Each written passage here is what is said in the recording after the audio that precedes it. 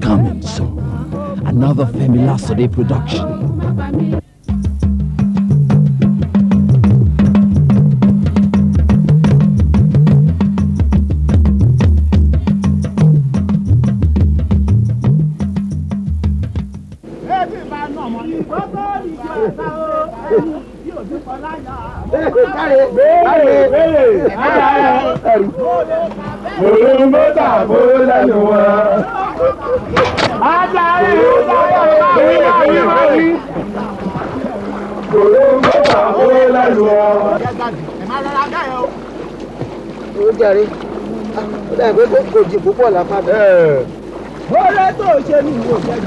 Oní kó máa wí oje rẹ̀.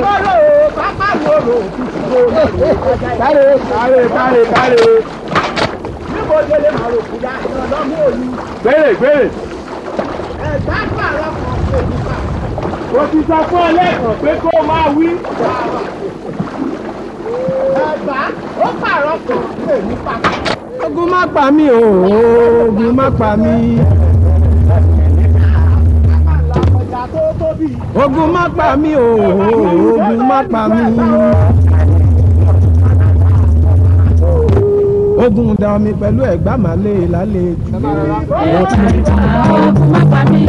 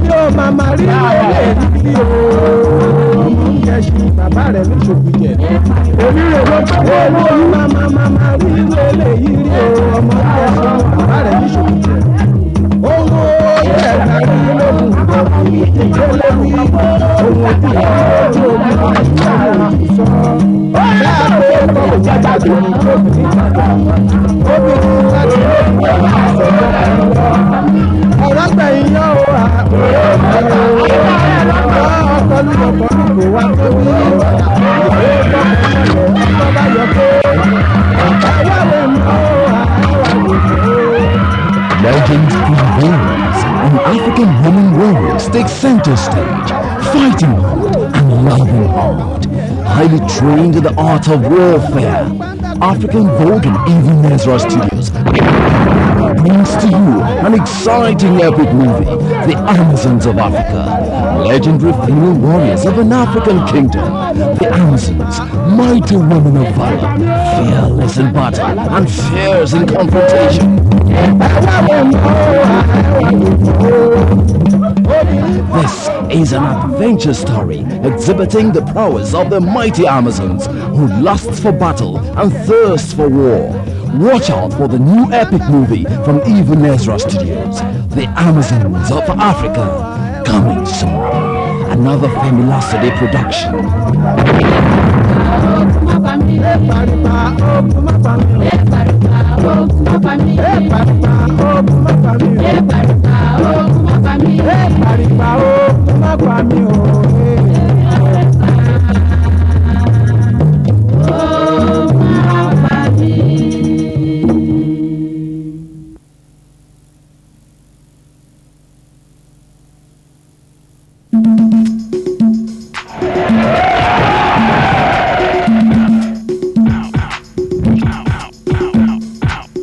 Martial arts takes center stage in this action-packed adventure movie, Mask of Marumba.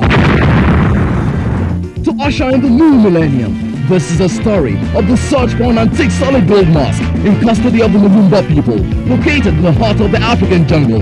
Benny Kusengi, the new middleweight martial arts champion, has been commissioned to bring back the solid gold antique mask valued at $12 million. The race is out and the hunt is on. Who is the hunter and who is the hunted in the Marumba jungle? Who will get to the mask of Marumba first? Find out as action, skills, and fitness are fully displayed. Mask of Lumumba, starring Lati Bruce Dibogo, Chidi Malozie, Node Mefnibele, Alexander Ewo, Abe Yakubu, Ferguson Oribo, Ikechukwu Ebundo, and other top martial art experts. It's action all the way in this collaboration between the Martial Arts Movie Stars Association of Nigeria and Africa Info Influencer Studio. Produced by Sango, the legendary African king. Mask of Lumumba, another Obafemi Lasode film. Watch it.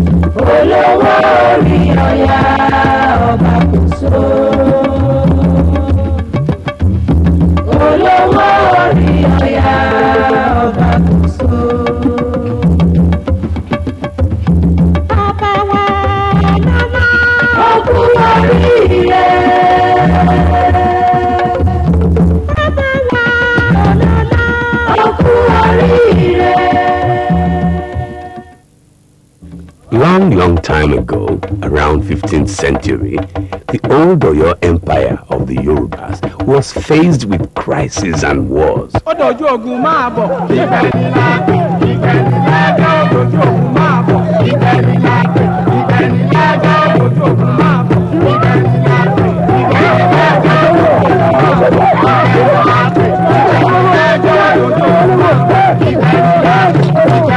A bitter feud ensued between the king of Oyo, Alaafin of Oyo, who was of peaceful disposition, and his cousin, the Olowu of Oyo, who wants to be king. The Olowu's army was led by a very powerful army commander, Balogun, the warlord of the Owus, who struck terror and fear into the hearts and minds of his opponents.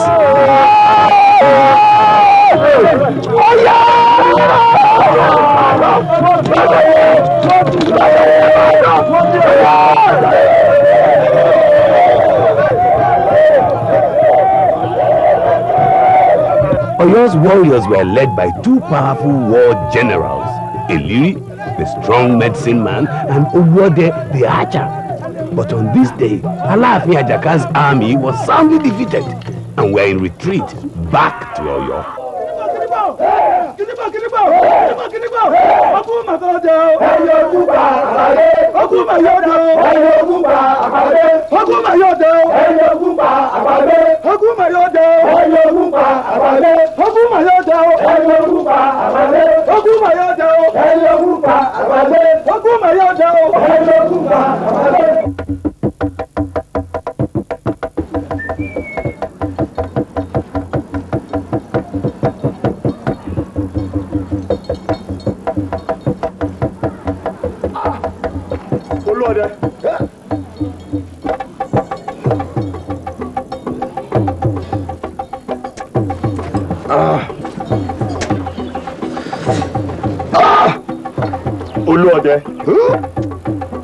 the battle is lost,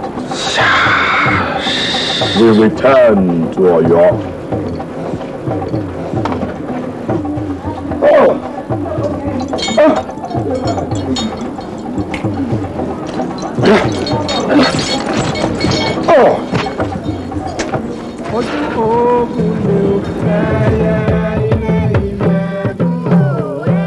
Alaafin Ajaka ojú ogun lè o.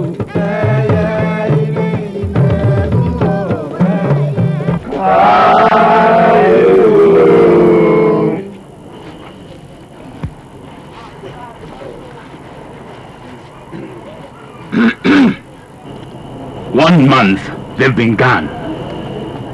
Yet, no news. Ominous, Kabiesi.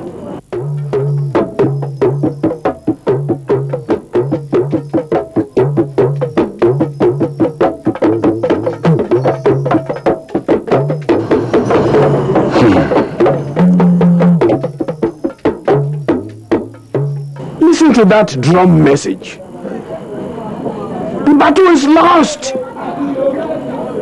The town is in panic. The Olowu, savoring his victory, insists that Alaafin Ajaka be brought to his palace in Owu and be held there in captivity until tributes are paid.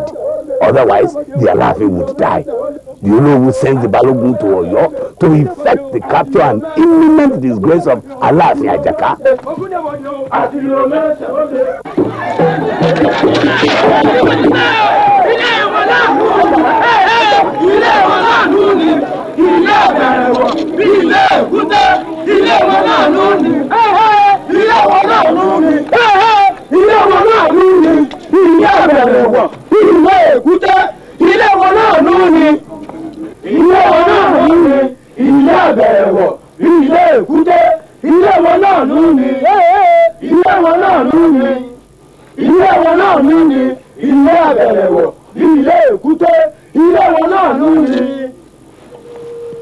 We are sent by the Olowu to bring Alaafin Ajaka to Owu, dead or alive.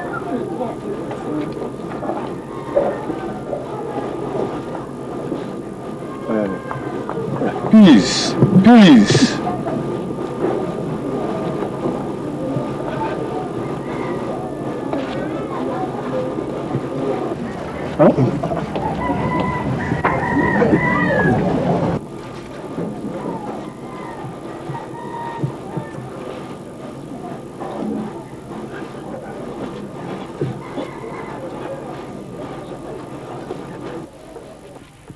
Your warriors attacked us To prevent you from entering Oyo? Yes.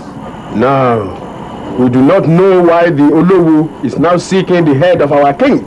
What? Neither do we. Our orders were to bring Alaafin Ajaka to Owu alive, if possible. Otherwise, Very well. What is it?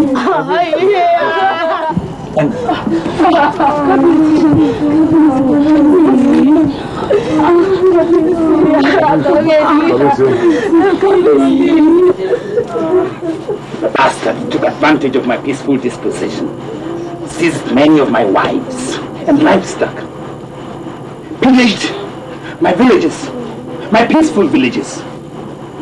He is a hothead. He may attack my town and kill innocent people. That I do not want. Basharun shall take charge of the town in my absence. Abaki and Samu, they will come with you. Very well. Where is my Ellery? Where is my Olwode? Where are they? You come, or we force you.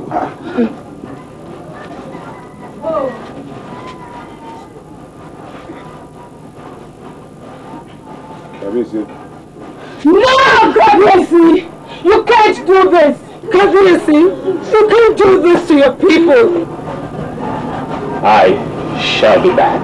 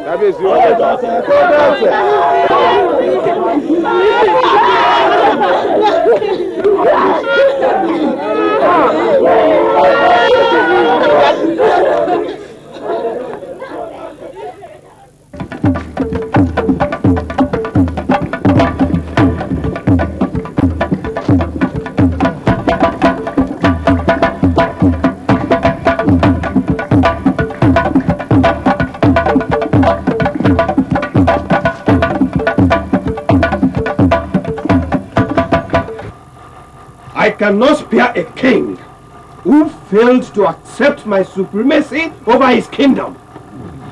I demanded annual tributes. Tributes! He refused. Couldn't you, his advisors, have prevailed upon him to honor my request? I mean, an elephant's pool is a maroon at home. Yes. Kabiyesi in Oyo do not and cannot accept your supremacy over our fast expanding kingdom. Yes. Ajaka is a weakling who would easily allow the Fulani from the north make inroad into Yoruba country through his fast expanding kingdom. It is either he becomes subservient to me and I teach him how to rule, or he vacates the throne. Otherwise, he dies in 2 weeks during New Yam Festival. Go! I have some other things to attend to.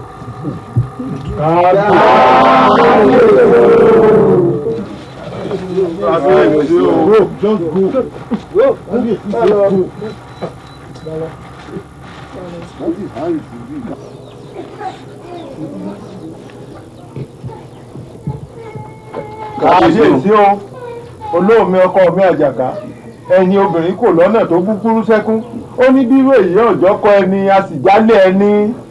He wants the tiger to become the dog's treasurer. Can you imagine that, Kábíyèsí? Èèwọ̀. Kábíyèsí. Káwá múru ẹkùn ká fi lájà lọ́wọ́. Never. Whatever happens in Oyo is in vogue everywhere. Yes. No true Oyoban can be subservient to anyone. Never. We shall go back to Oyo and consult the oracle as to the next line of action to take. But we still believe there is wisdom in negotiation. There is, Kábíyèsí. Kábíyèsí, the Oyo High Chiefs, known as the Oyomesi, after consulting Ifa, the oracle, are directed to seek the help of Alaafin Ajaka's younger brother, Sango, Prince of Oyo, as well as Nupe. At the time, Prince Sango was living amongst the Takpa of Nupe land.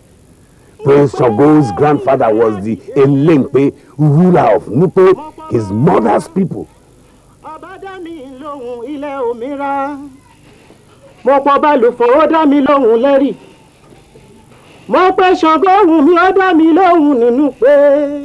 Now, Prince Sango was a warrior, master of illusion, a magician.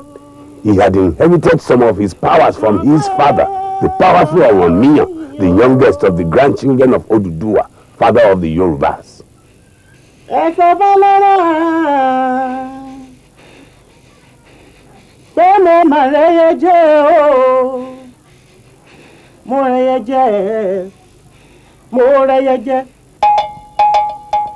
Samu and Agbaaki, two Oyo High Chiefs and members of the Oyomesi, were dispatched to Nupe to seek Prince Sango's help.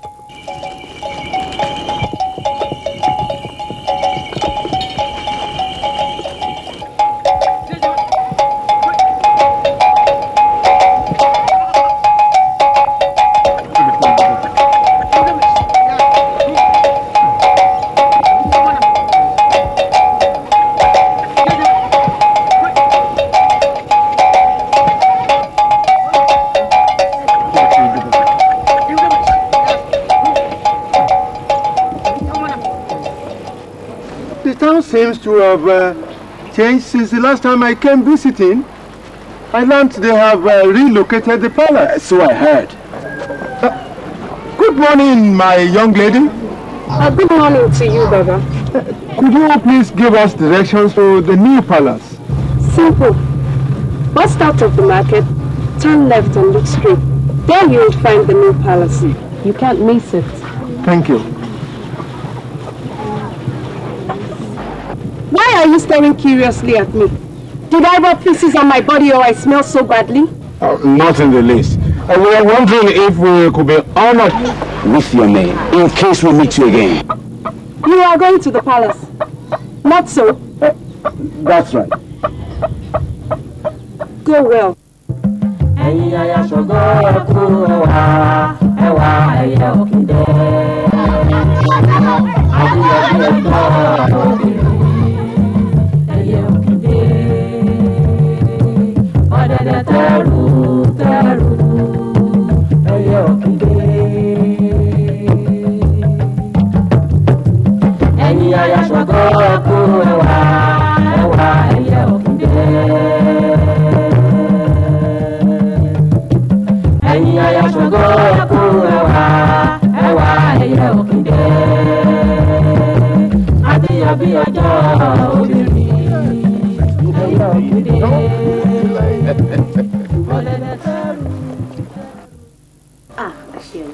What a terrible thing to happen to our husband's senior brother. Alaafin Ajaka and the Olowu grew from the same tree. Why can't they be brothers at peace? A very good day to the beautiful ones bestowed on Sango. You are welcome to Nupeland. Thank you, Oba. Thank you, Osun. We hope you are not too tired from your long trek. Not too tired, Oba. How fares Kabiesi and our son, your husband? Yes. Elenkwe fares well. And Sango is busy in the palace courtyard with his servants. How about the children? They are all inside the palace. And we heard about the terrible thing that happened to Sango's senior brother, Alaafin Ajaka. It pained us greatly. That's why we have come to seek audience with Sango. Yes. Osun, go and announce them to Sango. You may sit down, please. Thank you. The town has changed dramatically. We met a pretty woman who gave us directions along the way.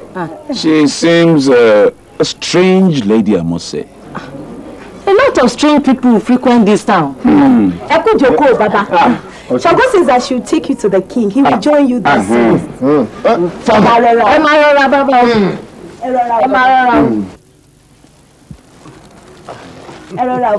Welcome, Kabi. You're welcome. My king. You're welcome. Welcome. Good day. You're welcome.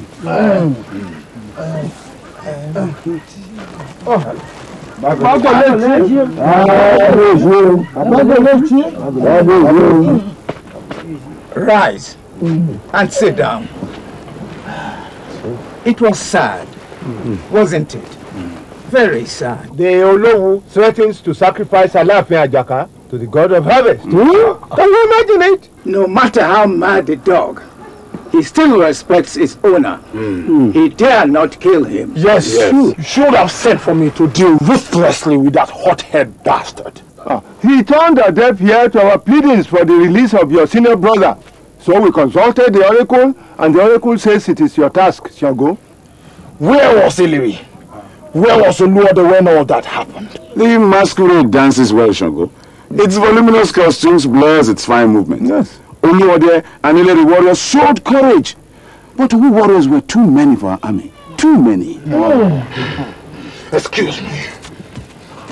Prince Sango goes to consult Ifa, the oracle, on how best he can rescue his brother, Alaafin Ajaka, held in captivity at the Olowu's palace in Owu.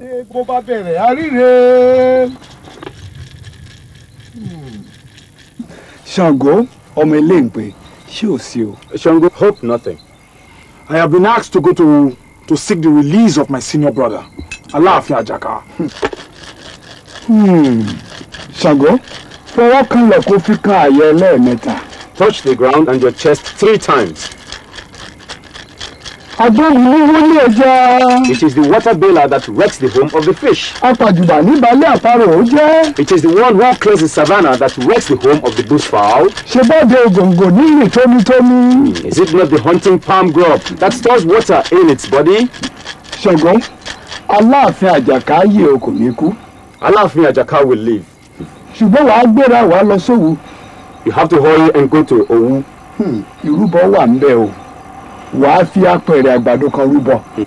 You will have to sacrifice a basket full of grains to the gods. It shall be done right away. Prince Sango's powers were also acquired from his love for experiments. He was an African scientist.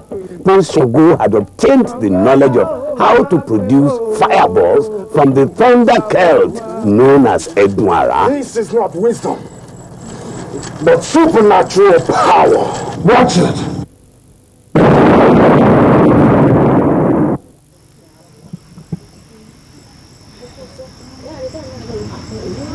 You'll meet me soon enough.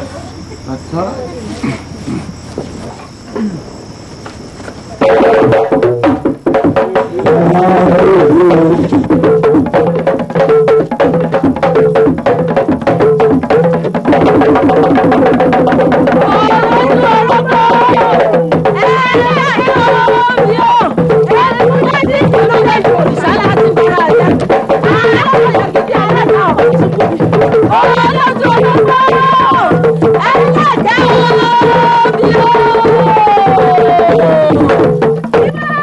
Sango embarks on his journey to Owu to seek the release of his senior brother, Alaafin Ajaka. His journey takes just a matter of seconds with the use of Kanoko, a special power that shortens journeys.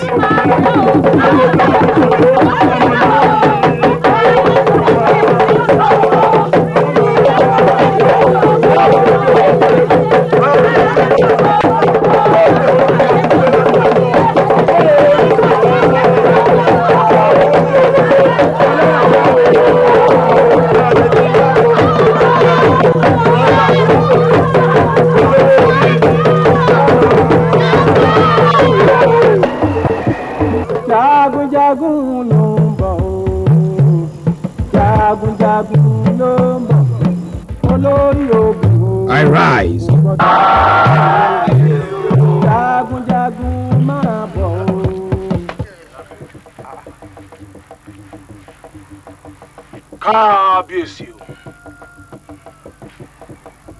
Long may you reign. Ducks always bring up the rear of their ducklings. May your subjects never desist from following you. The rooster always leads our chicks. May you always lead your subjects to the path of reasoning. Rise. Don't tell me you've come to plead your brother's release.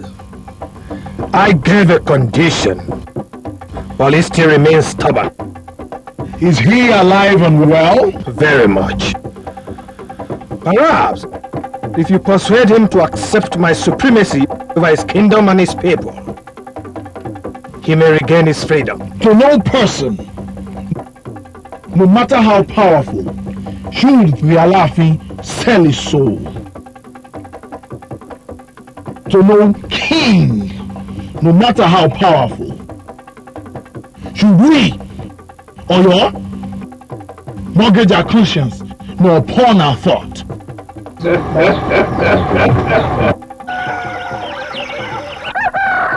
A fowl who attempts to put out a fire that burned a tortoise will only add to the growth of that fire when his feather catches it. Perhaps you want to join your brother in his captivity. I will not join him. And you must accept the word of my mouth as the animals do respect the lion. You, as Ajaka's cousin, must show love. As a fellow monarch, you must show understanding. Name your prize. I, Sango, am prepared to ransom him.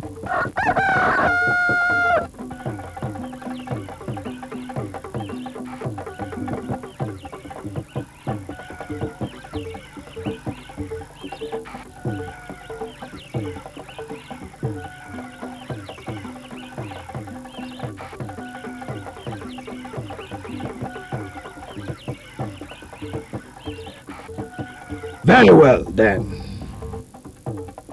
For some years now, he refused to pay tributes to me. New Yam Festival is a few days away. Before then, I want in my palace 50 heads of yams, 2 calabash kegs of red palm oil, 2 horses, and a he-goat, failing which he died. What is her? I said, what is her? Kabiyesi, you are asking for the impossible. Impossible! Young man, you have overstayed your welcome. Good day. Don't be angry with me, Kabiyesi. Well, a man who has no meat in his stew pot needs not pepper his yam. All that you requested for, I already brought with me. Very well. My court's yard is large enough to accommodate whatever you have brought. Kabiyesi.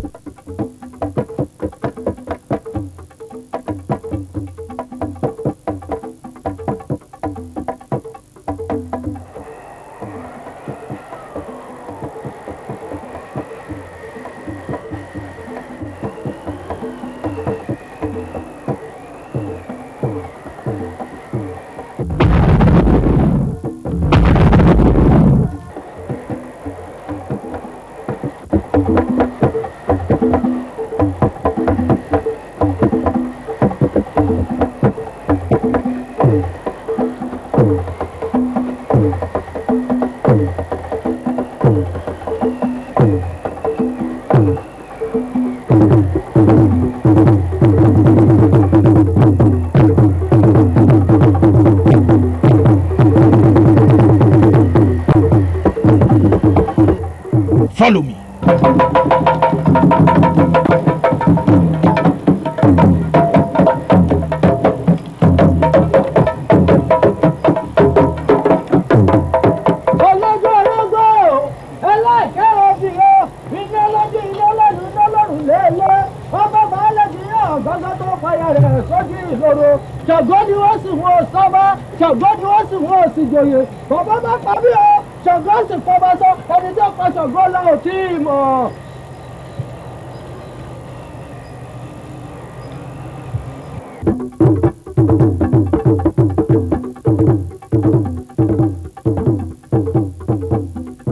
Kabiyesi.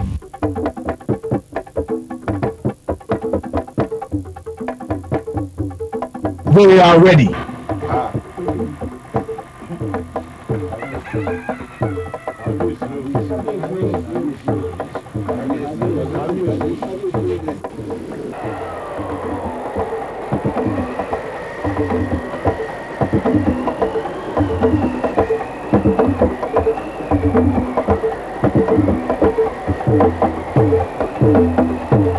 Beautiful horses.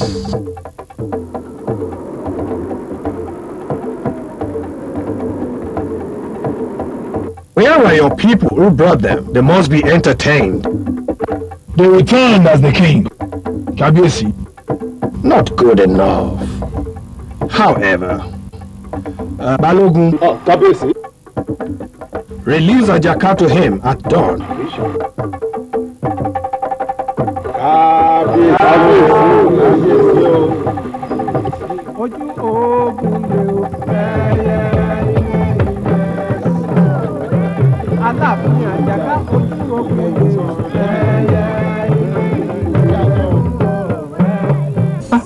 Sango. Kabiyesi. Agbaki. Kabiyesi. Bí owó òrùlé. Kabiyesi o. Ní ìṣàmù. Kabiyesi o. Àdàbà ilẹ̀. Kabiyesi. I thank you. I thank you. And you must thank Sango for me. I need no credit, Kabiyesi. We shall take you to Igbodo, Kabiyesi. Yes. Where arrangements have been made for your comfort. My mission is accomplished. Now I may leave here. And so, Alaafin Ajaka goes into exile, while Prince Sango returns to Nupe, the land of his late mother, Torosi, daughter of the Elenkwe of Nupe. Unknowingly to Prince Sango, greater tasks lay before him.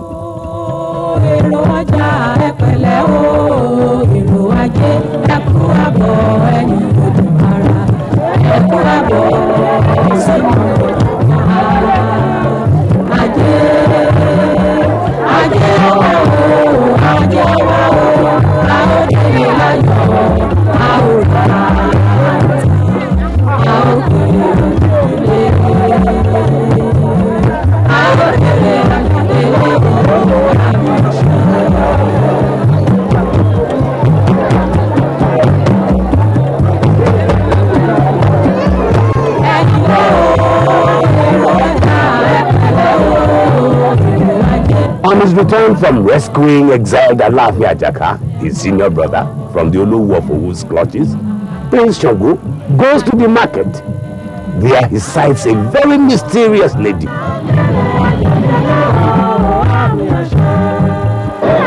Excuse me, young lady.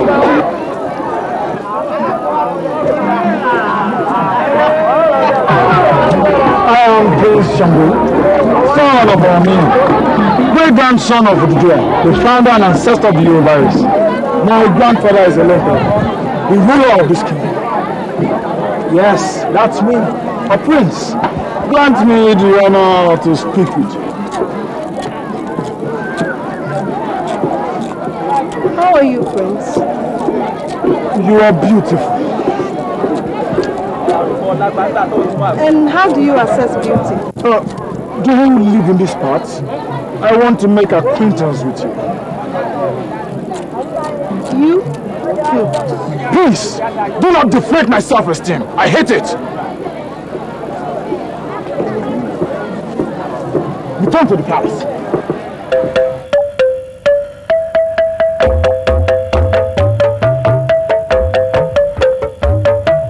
Prince Sango follows the mysterious lady from the market to her place of abode in the forest.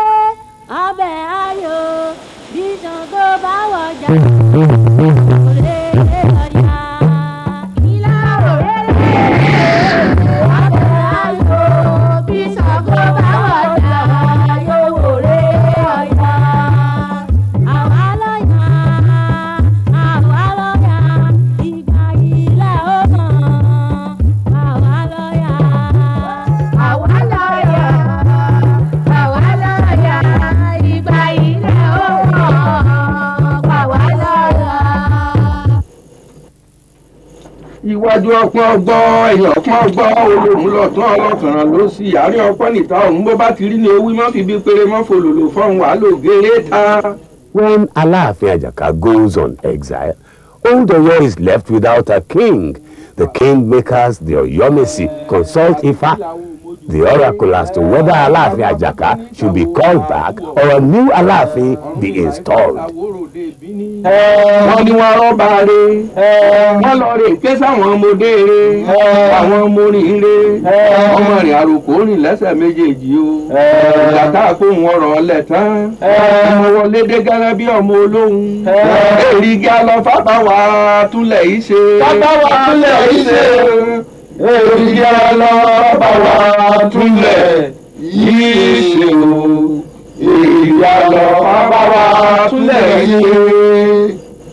My chiefs,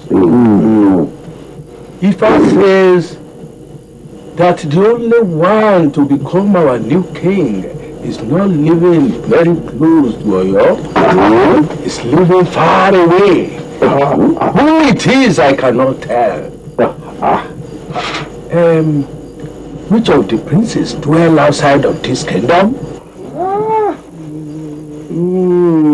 I can only think of Prince Sango.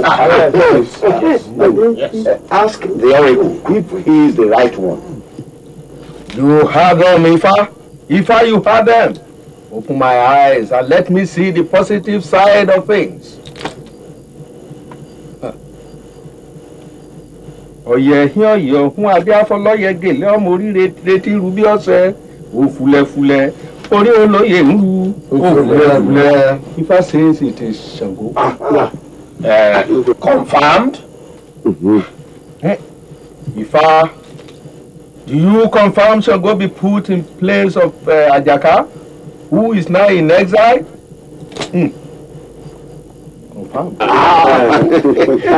Ifa has made the right choice. Besides, Sango saved Alaafin Ajaka from the throes of death. Yes. And for that singular act of his, is most suitable for the exalted throne of his father. Yes. You must locate him, Basoro, and bring him back to Oyo. But do not warn him he is going to be crowned. Just tell him the chiefs here would appreciate his presence. Ìfàgbà yìí tá a ṣe àríyá, ìfàgbà yòógbàjò àríyá. Ìfàgbà yìí tá a ṣe àríyá, ìfàgbà yòógbàjò àríyá.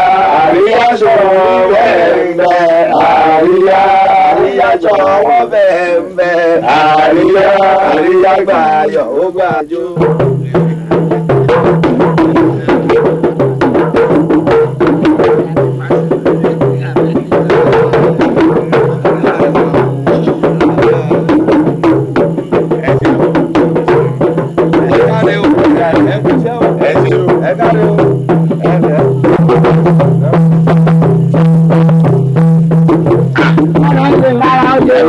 Long may you live. Leaders of the women folk. I'm sure you must be dying for news. Of course, yes. Sango is the one that the oracle chose. The oracle has spoken well. Don't you think so, Maoto? A very good choice, I must say. Èmi la ò ní yọ̀ sí láti fẹ́ rí bẹ́ẹ̀ náà lọ rí. Èmi la ò ní yọ̀ sí. Èmi la ò ní yọ̀ sí. Láti fẹ́ rí bẹ́ẹ̀ náà lọ rí. Èmi la ò ní yọ̀ sí. Èmi la ò ní yọ̀ sí. Láti fẹ́ rí bẹ́ẹ̀ náà lọ rí. We like you are here to elect a new king. Yes. A very good choice too. Sango will be a new king. With Alaafin Ajaka still alive and well, even in exile. Ajaka has failed us. He gave in too cheaply to Olowu. We will not allow a weakling to be our king. Never again, never. It's an abominable precedent you are setting, Basho. And posterity will not forgive all of you. And mind you, Ajaka will return to Oyo and reclaim his throne. Yes.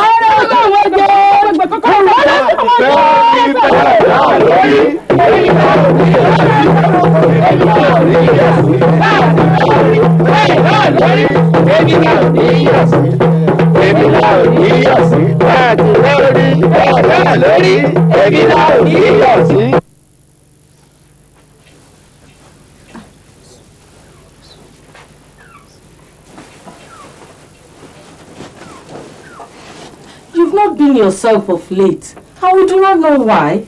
Did we offend you or we failed in our duty as housewives? Nothing like that. But there's a time for merriment and another sober reflection. Sober reflection on what? Ruler of our existence. I have somewhere to go now. Maybe when I come back, I'll have good news for you.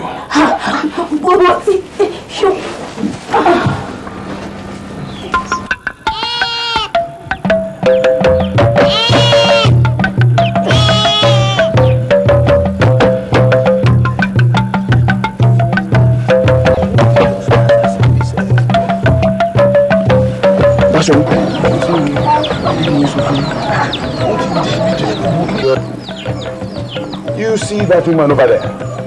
Yes. That's the strange young lady I spoke to you about. Isn't she pretty? You'd like to take her for a wife? Already I have more than I can cope with.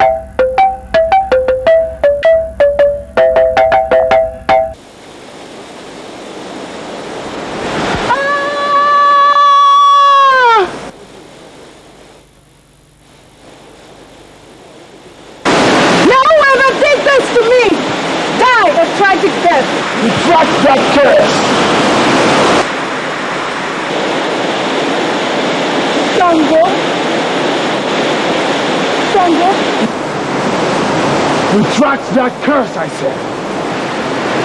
I retract the curse. But please surrender my skin, and I shall reward you greatly. Without it, I am powerless. Without it, I am open, vulnerable. Accept the words of my mouth and put on your dress. Put on your dress. That's it in your sack. Surrender it and I promise you as many animals as you may wish to have in life. Please, Sango. Put on your dress. Put it on, I command you.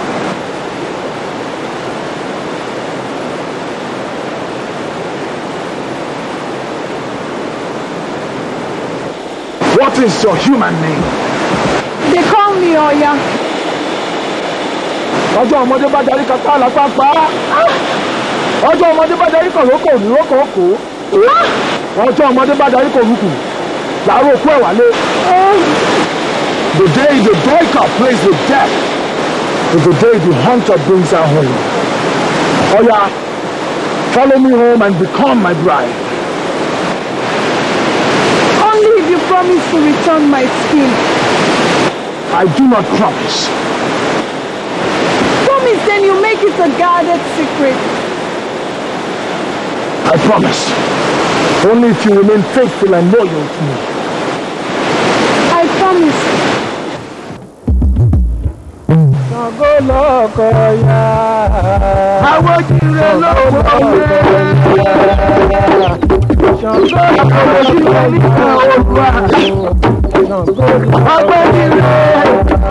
Oya becomes Sango's third wife, and he introduces her to Oba and Osun, his two senior wives who are pounding yam. Greet them. This is my new bride. Treat her with love and respect, and you will not incur my wrath. Samuel and Bashorun came from Oyo. The kingmakers will appreciate your urgent attention. They left? After waiting for hours. You did not tell us your whereabouts, did you? I go to Oyo. Right. You are welcome. What are you called? Oya. Haven't I seen you before? Probably. Come. No wonder he's been moody lately. He's not sick. Has she no home? No family? Or when was the bride price paid without her knowledge? Good question.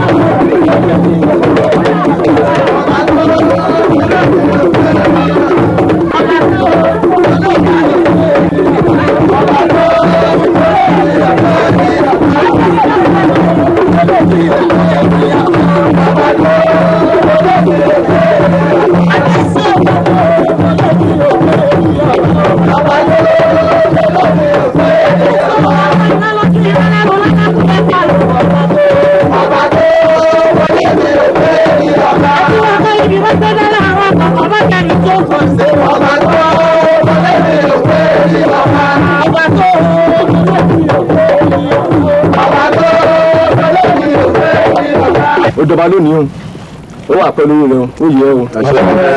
Akẹsẹ̀ ní jẹláwùjọ òwú, tológo sẹsẹ̀ ní sẹláwùjọ àwọn igi. Tètè bábá lẹ̀sán lẹ̀ gbọ́, ó yẹ o. Àmọ́ ó yẹ jẹ.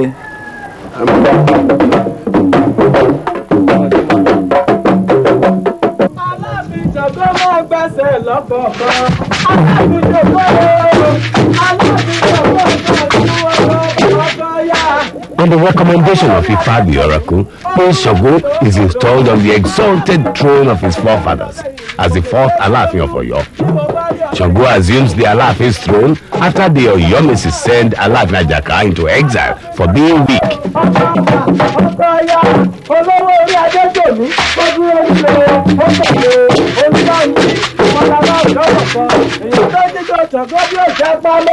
Àbùkù Ṣàngó kọ́, àbùkù àlàfo wọn ni.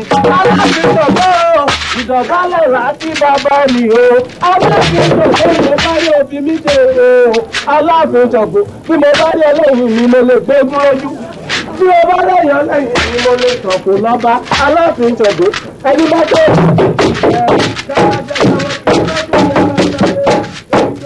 Ìrójú jẹgbẹ́ obì, àjẹ́kì ìrójú jẹgbẹ́ orógbó. Ọmọdé kékeré wo ìrójú jẹgbẹ́ ewé afọ́gbòrò ọ̀tá rẹ̀ ò ní ìrójú ṣayé. Bẹ́ẹ̀ yàn bá gbé o má ṣe tì í bá ọmọ mi.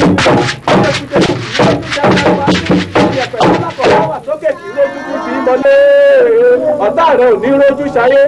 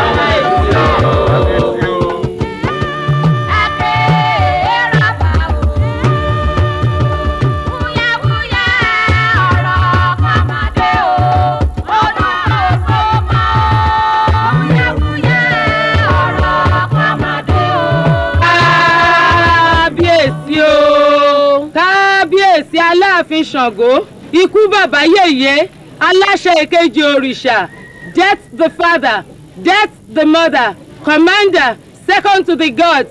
May you reign long. Ashe. May those who wish your quick end never know peace. Ashe. All the women are solidly behind you. Bẹ́ẹ̀ni. Kábíyèsí o, kábíyèsí o, kábíyèsí o.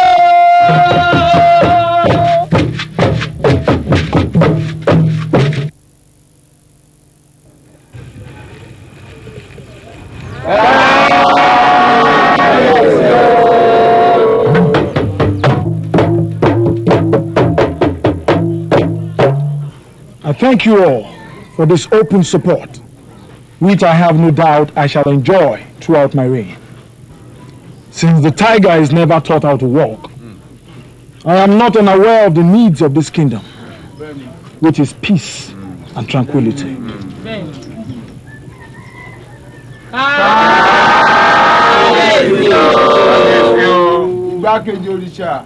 The time for deep slumber is over. If we desire peace, we must not fold our arms and allow some renegades plunder our farms and villages. We must fight them, and cruelly too. Only the Almighty gives life. But I promise you life more abundant. If I give to one, I shall give to the other. We shall all be equal before the law. And if any kingdom, no matter how powerful, threatens the sanctity of Oyo, that kingdom will be ruthlessly dealt with. At his coronation, Alaafin Sango demonstrates his magical powers to his subjects. Tamodu had been set to assassinate Alaafin Sango with a bow and arrow. Thank you, my people. Thank you. Alaafin Sango's first royal act was to eliminate Tamodu with a firebolt.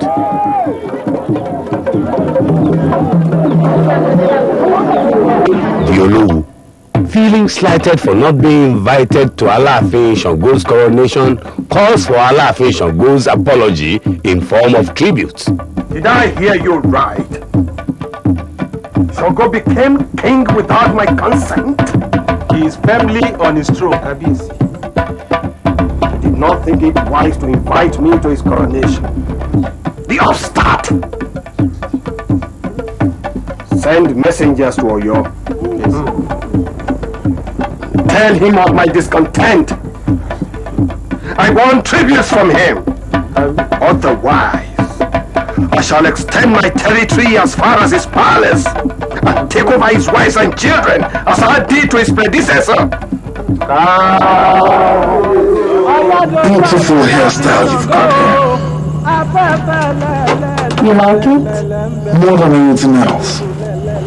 And I would like to adopt it for you. Shall I plait your hair then? Go ahead. This same style.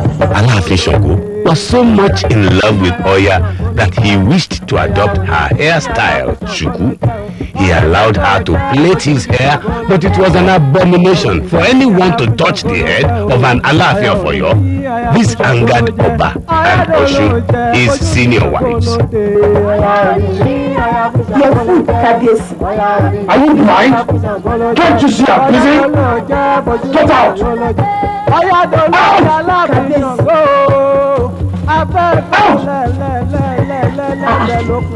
Did Kabiyesi not eat his food? Also, you want to bury. He ordered me out with the food, not you. Iyalemi, you need to see what Oya was doing to his head. She was touching Kabiyesi's head. Abomination. What's more touching? Plenty.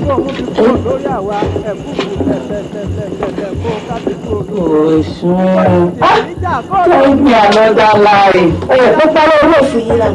It is the truth.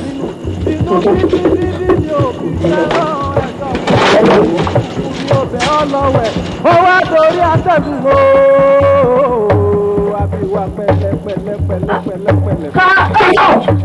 ọ̀yà òrìrí ọ̀yà fún Ṣàngó jẹ́ ọ̀yà òrìrí ọ̀yà fún Ṣàngó ló jẹ́ o ọ̀yà lóró jẹ́ fojú di Ṣàngó lóde. olóyè báwo lọ́mọ ràkà olóyè báwo lẹ́mọ ràkà olóyè báwo lẹ́mọ ràkà.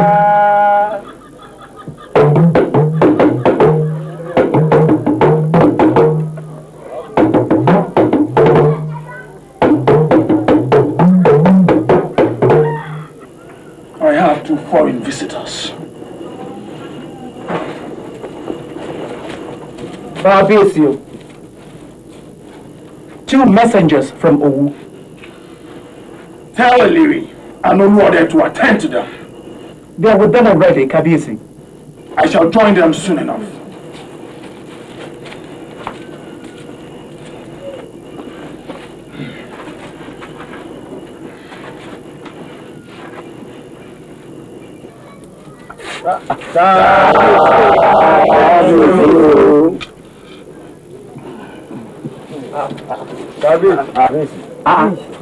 My head? From now on, my new look. Oil's craft. Now, people from Owu, what brings you to my domain? Kabiyesi, the Olowu expresses discontent at your coronation without his consent. Who does he think he is?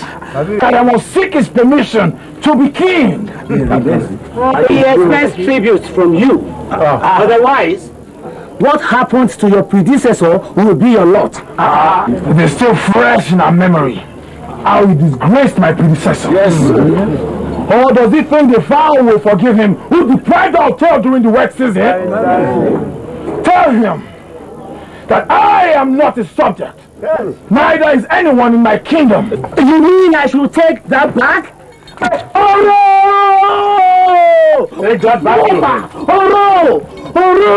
You have 10 or more heads for every Oyo citizen killed or maimed in battle. Yes. Go.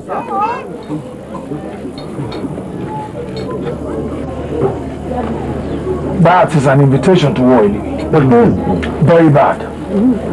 With all due respect, Kabiyesi, with all due respect, allow Omira to go and spy out on their activities and report back to us.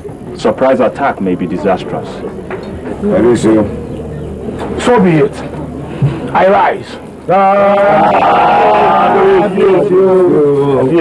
Sango Okoya, Sango Okoya, I am planning on moving the seat of this government to end incessant harassment by my cousins and enemies. This month I have asked my chiefs to think about. Wouldn't that be cowardice? Running away from your ancestral home. I, a coward? Kabiyesi. When a house is getting too small and too hot for the family head abandons it for a bigger and cooler building. And where do you intend to relocate? The oracle advised me last night to move to Oyokoro. Oyokoro? They are our enemies. There, the oracle